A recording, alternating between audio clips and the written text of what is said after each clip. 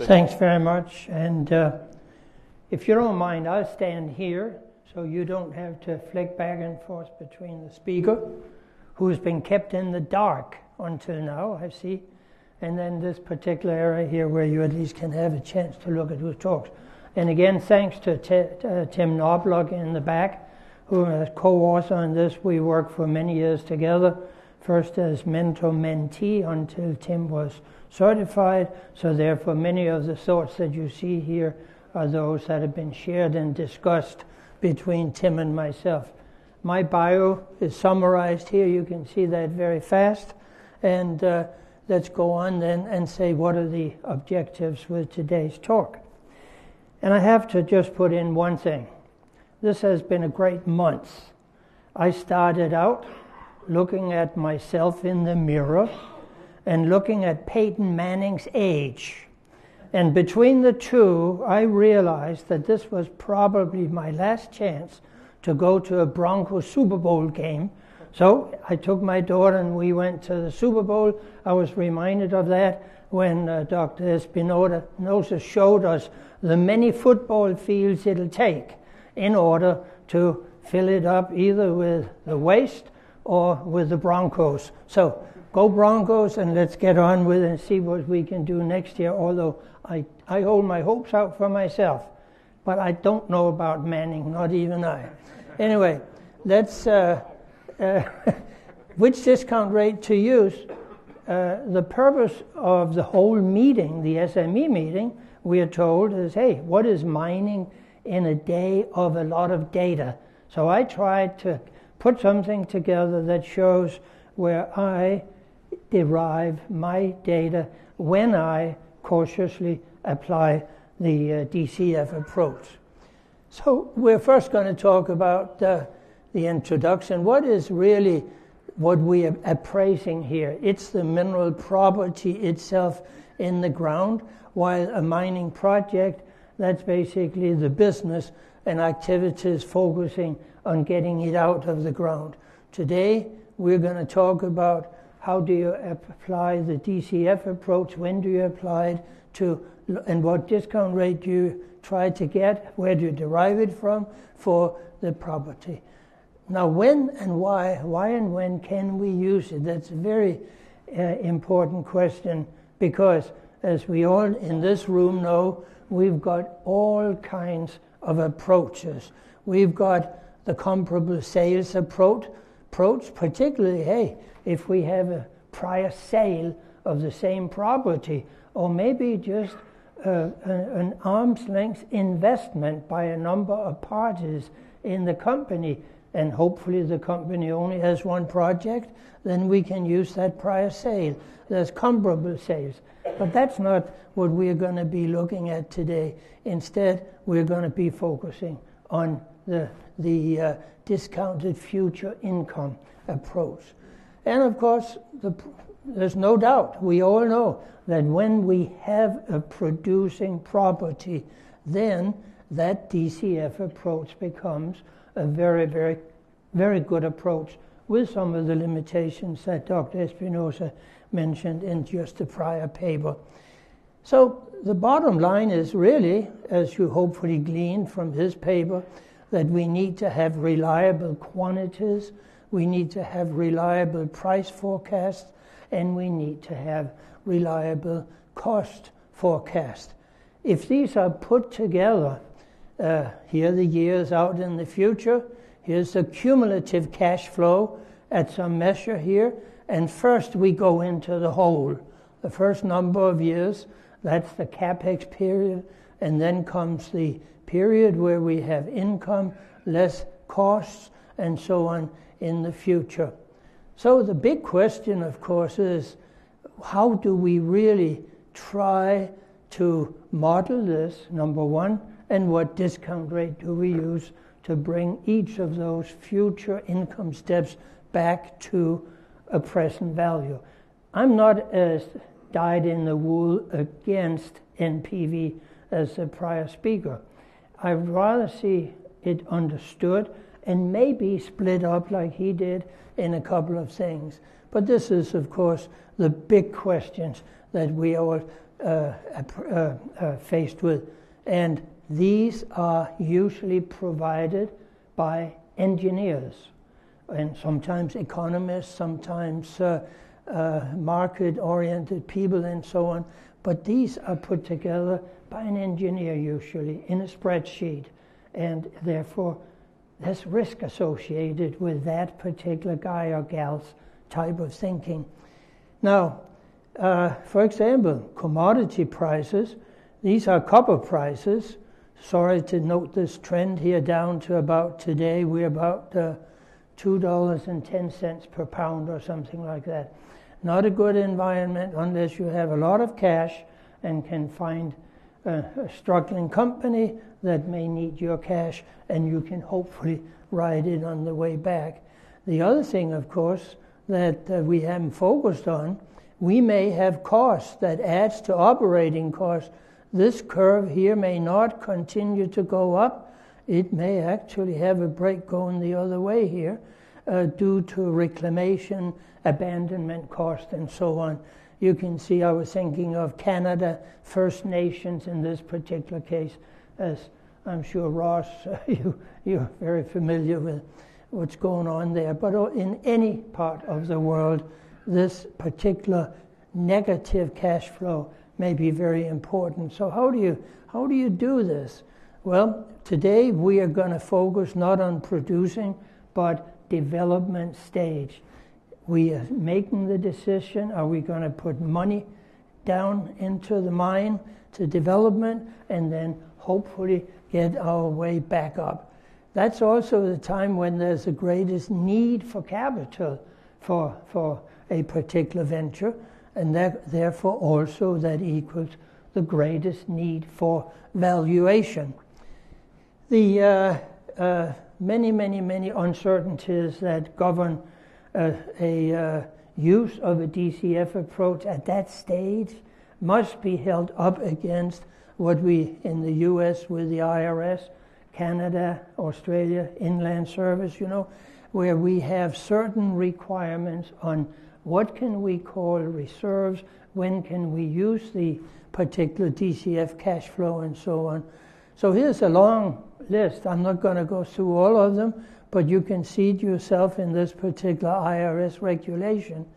And it is a requirement that the director can use, and he can literally go through every one of these here and challenge you in your report, if you're using the DCF approach, for your valuation. And I'll say this, with such a long checklist, there's certainly some place where they can nail you. So I always put that particular list in front of me when I then try to use the DCF approach. And if I cannot meet any one of these, then as I indicated to Mr. Stack earlier, then I may make an extraordinary assumption in the front of my report, indicating that, hey, here was something I wasn't quite sure about, it may not quite be there, and if I'm proved that that assumption is wrong, then, okay, I have to redo my report. I have created an escape route. In any case, we're not going to go through these, but this is what I use as a checklist before. Today, of course, we also have heard already that you can talk about NPVs, net present values, but we've also got to be looking at the risks involved of various types. What I use and what Tim and I use in many of our works, here's one where I have it for gold mine in China. I usually try to go to the use of the property, going from a land position up through the varying stages, when at some point you may delineate a prospect, you may have a PEA, a pre-feasibility, a preliminary economic assessment, and then you get to the permitting and this and that, and finally you're ready to go ahead. Everything is permitted and so on, and you get into the new producing mine or a producing mine with some history. In other words, we are looking at the use stages of a particular property. We have exactly the same one for oil and gas, by the way. Slightly different titles up here, but the same one. Here we have a subjective probability factor. That's the probability of actually attaining, from whatever stage, actually reaching the producing stage up here, where we know with 100% certainty, probability 1, we know that we have a producing mine and we have the cash flow from the production. Now you can see this band here grows wider and wider and wider, becomes more and more uncertain, becomes more and more subjective as we go down. But the particular mine we looked at, I'm not even going to try to pronounce it, but that's a gold mine that is at the positive pre-feasibility stage, and it did indeed have a mine plan. But it had certainly many other steps to go before, including financing and so on, before it could get to producing mine stage. But in order to use both the discounted cash flow approach and also the comparable sales approach, it was necessary to look at this particular prospective mine, to look at that in relationship to a couple of others. These were outside China. These two were actually in China. Gave us a lot of difficulty because they were transactions, but they were state-owned companies, gold mine companies in China, and you can imagine the questions that are raised and never answered when you try to get such things. But in any case, in this particular thing, we, after visiting the mine area, doing everything possible, we got to the point where we put that particular property here. That number, 0.75, is then also the number that I regularly use to multiply into the NPV-derived market value for the producing mine. There is, in my mind, in my subjective manner, a 75% chance that we will actually get to the point, so we multiply that in as the risk factor multiplied into the NPV 15, 16, 17, or whatever the particular number is that we've derived, which I come to next. And it's also, not talking about it today, it's also used in comparable sales for adjustments between this number here and, for example, numbers here found for the various other sales in the world. So the mining conference this year says, hey, how do you use the data sources? What data sources do we have? What do we use? Prior speakers have already given you some. Let me show a couple here. Here is for that Chinese mine, how I built up. I took the 30-year China government bond yield, 4.2%, and then from Stern, New York University here, there's a very, very good website that gives you this particular risk premium for this industry we are in. Then I also consider the beta of similar companies from Bloomberg. Difficulty there is to try to narrow down, have enough samples in the population, but then still narrow down from very large to very small to geographical area and so on. And after doing the arithmetic in these, the capital asset comes up at about 10.9%. And then that's where we, like an old Greek comedy. Greek comedies always ended up in some unresolvable problem. So they had something called Deus ex machina. That was the hand from above that solved all the problems. We, in our industry, literally by experience, have noticed that there is usually a roughly 5% addition to this particular thing to get to the market experienced discount rate, and that accounts for attaining the engineer's price, cost, and quantity predictions. I wrote a paper back in year 2000. It was oil industry oriented, but the same thing, and I go into details there. How do I reconcile that each one of these may produce some measure of observed or perceived risk, and therefore the buyer and the seller will add that particular percentage point. Now, if you're consistent and you explain it and are prepared to explain it to clients, in courts, wherever you are, whoever challenges you, I think it is a good way of doing it, and I have usually had good success in explaining it. Now, the other way of getting a discount rate is to starting with a weighted average cost of capital. Where do we get that from? Well, there's an excellent publication on the market right now. I think you can actually download it for free.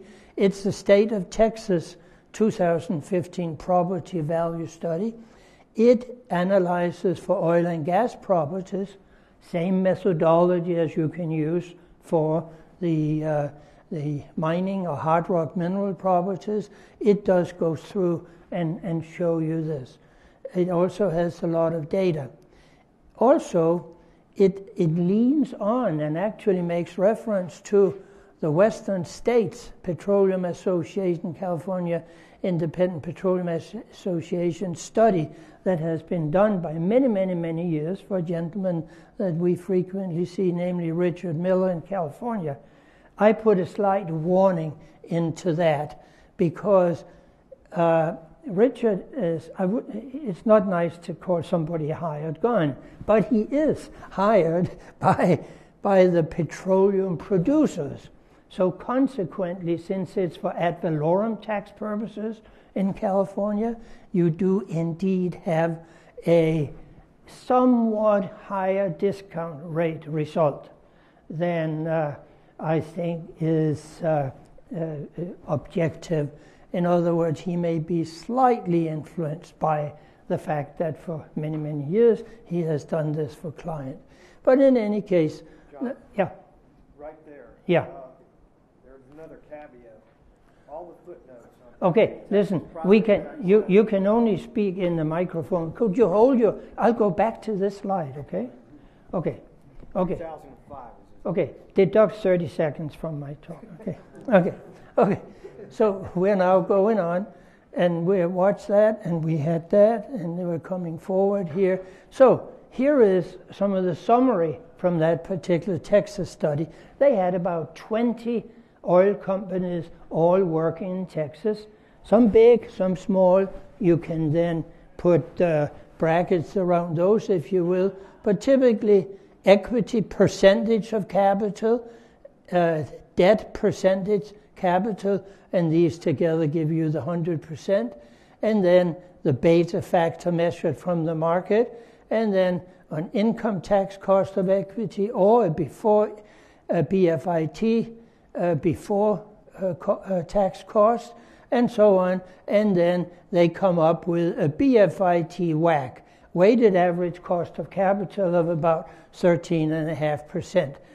Now, in that particular case then, what do you do with that number? Well, you would then also, of course, add the particular industry risk from the market. And the Texas study talks about that. Here are some examples where they say, everything so far is statistical, but now you've got to look at the specific property. And they have a number of things here where they give additional points that are additive to the discount rate in percentage points. That's also in that paper I wrote in June of 2000 or something like that, why that is additive, and all kinds of things. So it's partially statistical, and then there's also some subjective parts of it. And then, of course, watch whether the DCF approach you're looking at, whether it is before tax or after tax, because this particular number, if you go on an AFIT, after federal income tax, in the cash flow, that will be about 4 percentage points less, down between, say, 9 to 10%, or something like that, to use for a discount rate. Now, so the conclusion of mine here, 30 seconds more, thanks. Here's what we may need to do. This was a slide I showed earlier. We have a CapEx where you go into the hole. We have, hopefully, money coming out of the hole. So should we apply a risk factor to that which relate to producing when we look at development stage, or should we use a higher discount rate? I have even a couple of times tried to see, hey, maybe we use 2 different discount rates. Maybe for this part, the CapEx part, we use a low discount rate because it is less, there's less risk to less uncertainty to whether or not we will spend that money. We are committing that money. It's going to be spent in such and such a time, and if we have got good bits, that is what it is. So use a low discount rate for that for the year or 2 or 3 where you are developing your mine. And then for the long run production, that's where we then have the substantially higher one. Thank you very, very much. Data sources, and like I say, the particular slides and all of that is available on DVD. Thank you.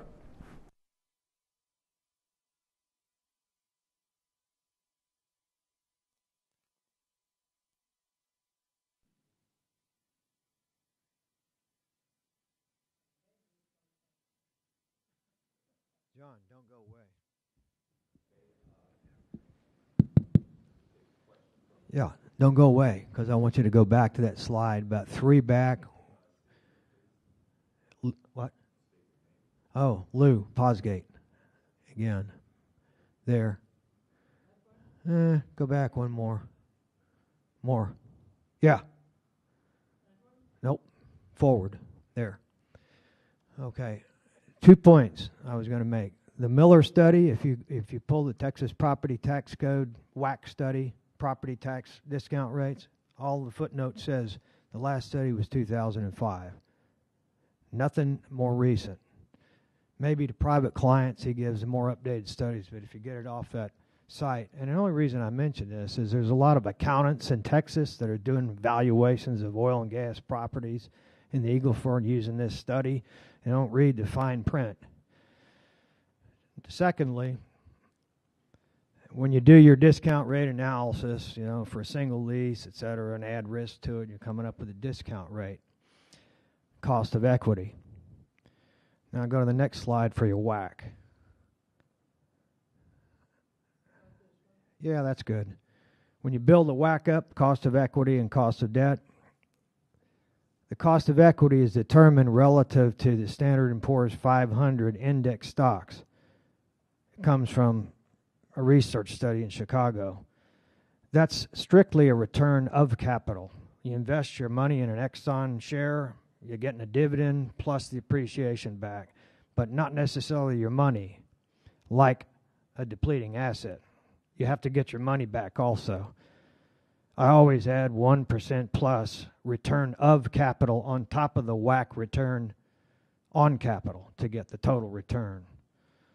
So WAC is really only a return on capital. You have to add a little return of capital. Now that's mostly the property tax people don't add that in Texas, nor the accounting profession that use this to value properties.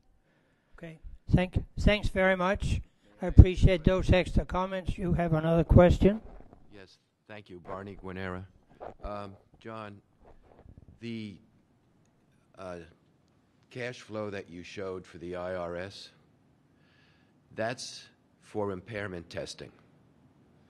It is not necessarily a valuation that would be done for a transaction. So I think you have to recognize that. A lot of companies will do these, and they'll want to have the lowest value possible so that they don't have to write so much off, particularly if there's any goodwill involved. Okay? Is this the one you were talking Yes, about? sir. Yes. Okay? Now, the other thing I'd like to say is this. You're using WACC, and in that incorporated is the capital asset pricing model. The capital asset pricing model has one purpose and one purpose only, to value shares. It was developed to value shares of companies. It's not something to use if you're valuing a mineral property. You need to incorporate additional risks that would account for similar things as in the capital asset pricing model. But you have to be careful of that. Too many people rely on WACC for valuing, and I don't do oil and gas, but for valuing individual mines. It just doesn't work because each mine will have a larger value, potentially, than the listed capitalization of the companies. And you're seeing that every day right now. You look at the value of BHP, and if you take Olympic Dam, the value of Olympic Dam is twice the market cap of BHP. Okay? And that's all I have to say about that. Well, thanks very much for your additional comments. And I would say this, that I shouldn't say never, but I rarely look at the stock market or the market caps, because I know that, as you said, with Olympic Dam and so on, I know that they rarely reflect what we are going for in appraisal. Thanks for your comments.